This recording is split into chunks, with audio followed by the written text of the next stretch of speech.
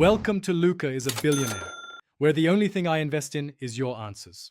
In this video, I will explain how to connect your TQI receiver.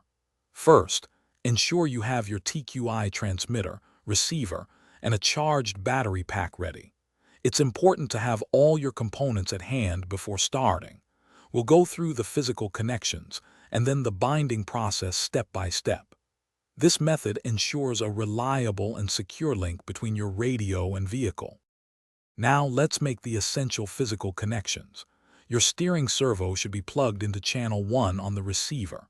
Next, connect your throttle servo or the electronic speed control if you have an electric vehicle to channel 2. For electric setups, the electronic speed control also provides power.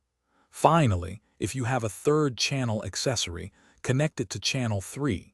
Always double-check the polarity of each plug. With the physical connections made, it's time to bind your TQI system. First, turn on your transmitter, then power on your receiver. You'll see a flashing red light on the receiver. Now, press and hold the SET button on your transmitter.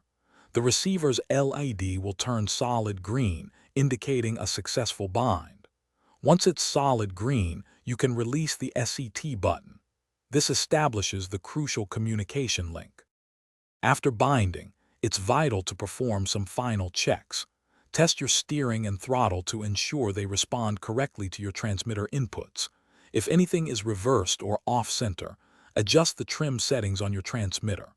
Always conduct a range test by walking about 100 feet away from your vehicle to confirm signal integrity. Finally, secure all wires neatly to prevent any snags or interference during operation. You're now ready to go. Thanks for watching and please subscribe. It's the best investment you'll ever make.